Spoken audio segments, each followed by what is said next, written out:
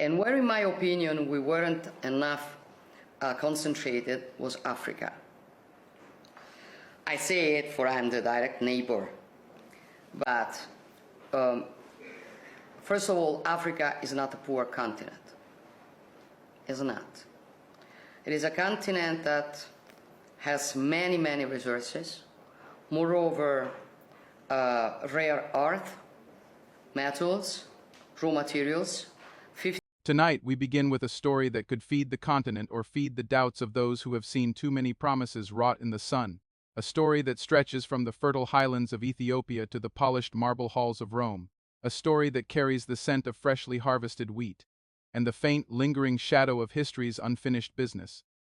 Ethiopia and Italy, two nations whose names are forever bound by the clash of empires at Adwa by the memory of African resistance and European ambition, have just sat at the same table and signed a $250 million deal, not for weapons, not for oil, but for the oldest, most basic currency of human survival: food.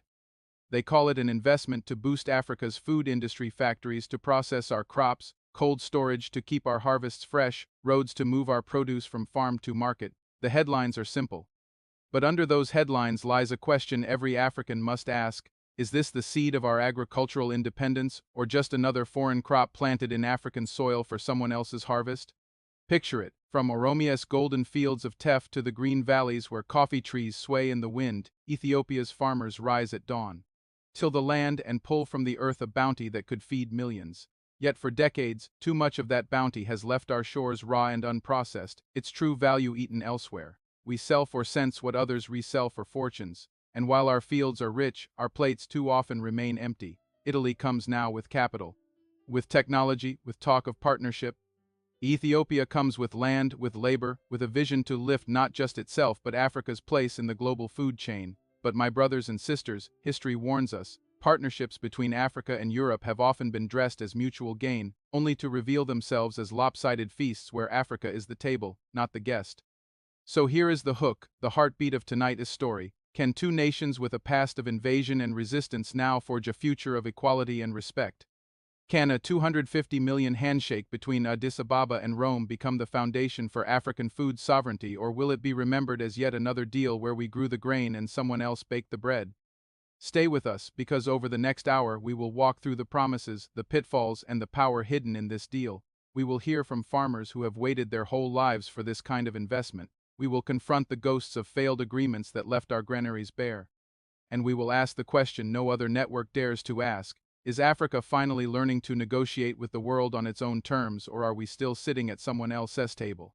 This is not just business. This is about our right to eat from the land we own, our right to profit from the soil beneath our feet, our right to feed ourselves before we feed anyone else. Africa, the world is watching, and we are watching them right back. Welcome to Talk of Africa 360, your source for insightful news, analysis, and thoughtful commentary. If you value informed perspectives and fact-based reporting, be sure to like, subscribe, and hit the bell so you never miss an update. Disclaimer: the content on this channel is based on reliable public sources and credible online information. It is intended strictly for educational and analytical purposes. We do not promote or endorse political violence, hate speech, or any form of discrimination. Our goal is to inform, not to inflame. Thanks for being here. Let's stay informed together. Good evening, Africa.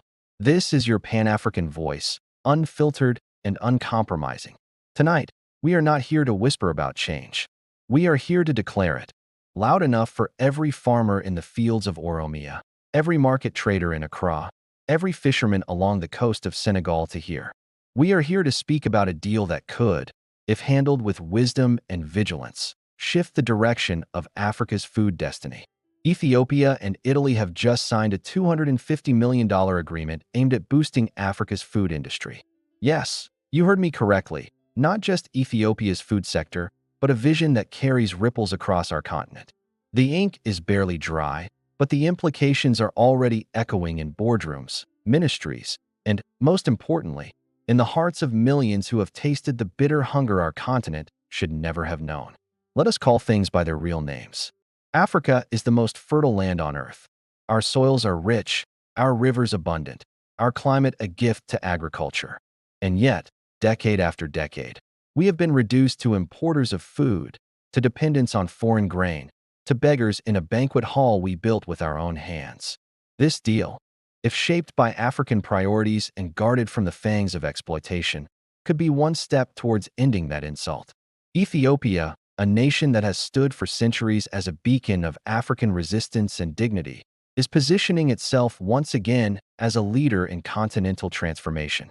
In this agreement, Italy brings investment, technology, and infrastructure funding. Ethiopia brings land, manpower, and vision. The official statement speaks of food processing plants, cold storage facilities, mechanized farming projects, and distribution networks capable of feeding millions across borders. But my dear viewers, let us not be naive. In every handshake between Africa and Europe lies a long shadow of history. The shadow of ships that came with crosses and chains. The shadow of treaties written in foreign capitals and signed by hands under duress. The shadow of promises made with smiling faces and broken without remorse. So we must ask, is this the dawn of a partnership of equals or another chapter in the old book of dependency? Ethiopia's leaders have spoken boldly about this deal being Africa-led in its vision and Africa-owned in its benefits. The Prime Minister himself declared that no clause in the contract allows foreign control over Ethiopia's land or the sovereignty of its farmers. Italy, for its part, has publicly committed to respecting Ethiopia's agricultural policies and has pledged that all processing facilities built under the agreement will remain under Ethiopian management. These are good words. But Africa has learned, often painfully, that words without vigilance are like seeds thrown on barren ground. The real test will not be in the signing ceremonies or the diplomatic toasts. It will be in the villages, in the cooperatives, in the markets where our people sell their harvests. It will be in whether this investment truly strengthens our capacity to feed ourselves or simply fattens foreign balance sheets. Let us picture what success could look like. Imagine Ethiopia's wheat, teff, coffee, and sesame not leaving our shores as raw commodities sold for pennies, but being processed in African factories, packaged in African facilities, shipped under African brands to African shelves and global markets. Imagine refrigerated trucks delivering fresh vegetables from Addis Ababa to Djibouti, from Bahir Dar to Nairobi. Imagine farmers trained in advanced irrigation systems, women-led cooperatives running state-of-the-art grain mills, young Africans finding skilled jobs in food technology instead of risking their lives crossing deserts and seas. This is what the deal could deliver. But here is the warning. Such potential has been dangled before us many times. In the 1960s, the newly independent African nations were promised agricultural modernization by their former colonizers. What we got instead were dependency-driven projects, foreign-owned plantations exporting crops to Europe while our people went hungry. In the 1980s, structural adjustment programs gutted our local farming support systems, replacing them with imported food aid that weakened our capacity to produce for ourselves. Ethiopia, of all nations, knows the taste of both famine and resilience. It is the land that defied colonial occupation, the land of the Battle of Adwa where Africans defeated a European army on African soil. That history carries a responsibility, not just to Ethiopia, but to the whole continent. If Ethiopia can make this deal work on African terms, it sends a message to the world that Africa can partner without bowing, can trade without surrendering, can receive investment without selling its soul. And Italy, for its part, must understand this. Africa is awake. This is not the Africa of the 19th century. This is not the Africa that will sign away its resources for a handful of promises. This is not the Africa that will accept lopsided contracts hidden behind polite words. If Italy comes in good faith, with respect and fairness, then this $250 million can become a seed of trust that grows into a forest of mutual benefit. But if Italy comes with the old mindset, then they will find themselves facing the same resistance that met their armies at Adwa. Our food industry is not just about filling stomachs. It is about sovereignty. A nation that cannot feed itself is a nation whose independence exists only on paper. Look at the wars fought over oil and minerals. Now imagine the wars that will come over food if Africa remains dependent on foreign supply chains. We have seen the disruptions of global crises, from pandemics to shipping blockages. We have seen how quickly the so-called global market abandons us when rich nations hoard grain for themselves. This is why every African must watch this Ethiopia-Italy partnership with open eyes. It could be a blueprint for how we reclaim control over our food systems, or it could be a trap that binds us tighter to foreign dependence. The choice will be made not just by leaders in Addis Ababa and Rome, but by the vigilance of African citizens, journalists, farmers, and economists who refuse to be silent. Let us also be clear, this deal is not happening in isolation. Across Africa, we see a rising wave of agricultural ambition. Nigeria is investing billions in rice and maize production. Kenya is pushing for food processing hubs. Ghana is expanding cocoa processing to keep more value at home. The African Continental Free Trade Area, AfCFTA, gives us the framework to trade food across borders without the tariffs that once strangled our markets. Imagine the power of connecting Ethiopia's processing plants with West Africa's distribution networks, Southern Africa's grain storage facilities, North Africa's irrigation technologies. Imagine Africa feeding Africa first, before sending even a single container overseas. This is the Pan-African dream, not just political unity, but economic interdependence built on our own strength. And yet, my friends, dreams require discipline. Investment without accountability is a recipe for betrayal. The $250 million Italy is bringing must be monitored down to the last cent.